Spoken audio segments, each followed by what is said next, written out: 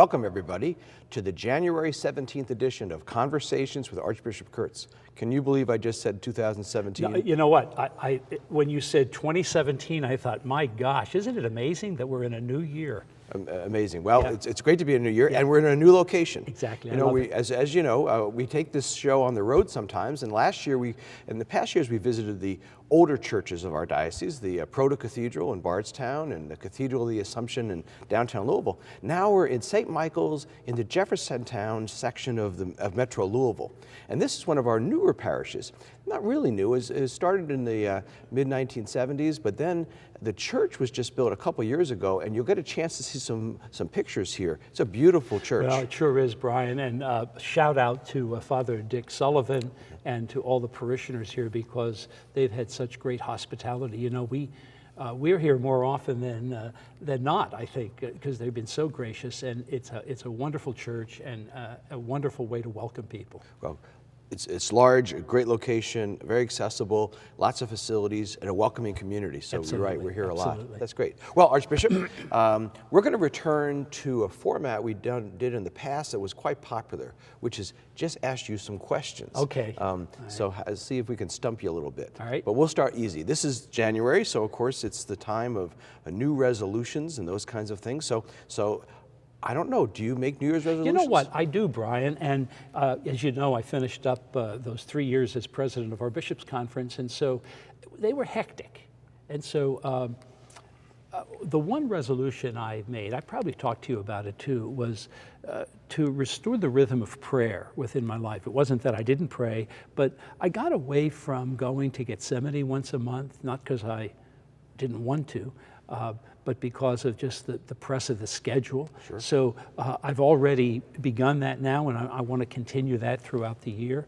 And believe it or not, the YMCA and I have become strangers. So I want to restore that ability for me to go and exercise with some greater regularity. I'm already feeling some effects of it, so those are probably two good resolutions for lots of us. It is. It's good. It's Yeah. good. It's really healthy and holy. It's the mind and the body. Great. Yeah.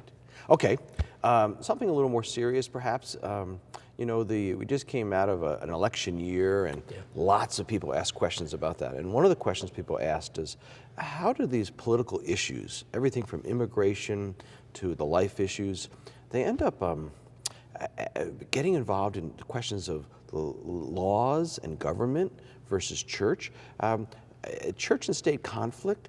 Can you help us sort that out a little bit? Just briefly. I mean, it deserves its own program, and I know Sure. we've talked about it in the past, but I would say that the quick answer to it would be to say there are two extremes that our church avoids. One extreme is to say, we're interested in being citizens of heaven. We don't care about the earth.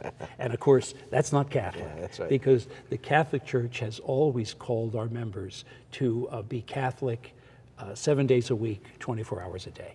And the second extreme would be to say, well, the world around us is all there is. And almost I'm going to be a member of my political party before I even think about my faith, and I'm not even going to consider faith convictions when I vote. So the key, and it's tricky, is to be able to be a good citizen of heaven and on earth. And that means allow your conscience to be formed so that we do take an interest in serving the least of our brothers and sisters, whether that person be a child in the womb, someone at the end of their life, an immigrant, someone who is in poverty and in need of opportunities. And we always, at our best, have served what I would call human dignity in every place we see it, in every person, and the common good, creating an environment in which everybody can thrive and not just one or two people.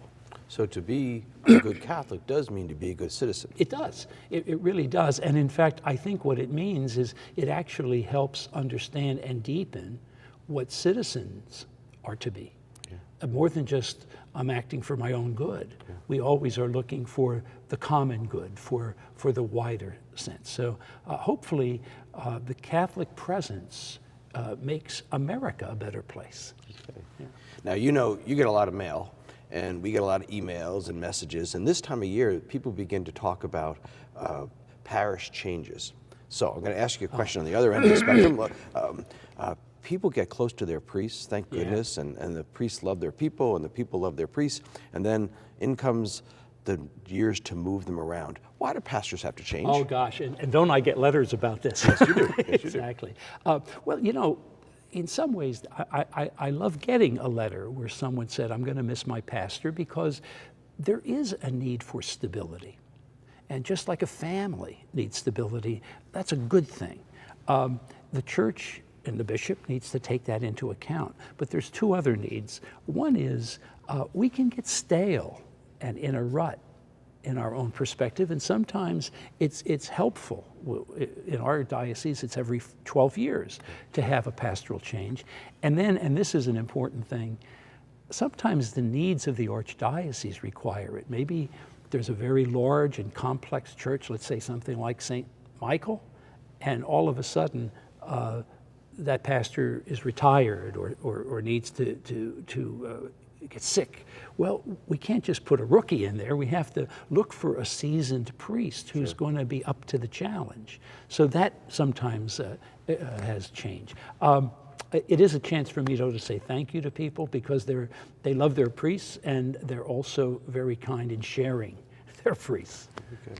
Okay, a couple of personal questions. Sure, go ahead. People always want to know about you a little bit, and our archdiocese, our 24 counties are full of cities and small towns, and people want to know a little bit about what kind of town you grew up in. Oh, I came from a little coal town. There were only 5,000 people in it, Brian, Mahanoy City.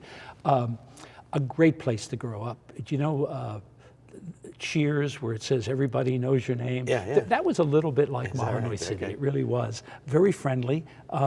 It was economically in a difficult time because we were the coal region area.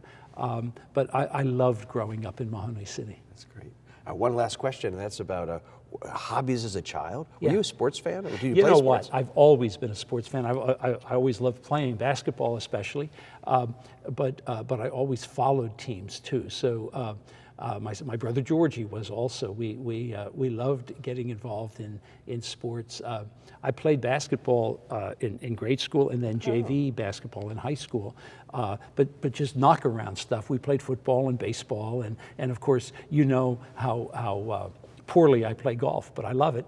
And so it's a little good chilly time. right now, but I can't wait. The season will come, and we'll go back we'll out get and out play there. again. Exactly. We sure will, surely. Exactly. Well, that's the end of this segment. Listen, everybody, thanks for being here, and Archbishop for taking a series of questions. We're going to bring this format back because people really like it when we ask you questions. Thanks, Brian. Thanks, everybody, again, for participating in this segment of Conversation with Archbishop Kurtz. We're going to be back with a special guest right after we take a little break here.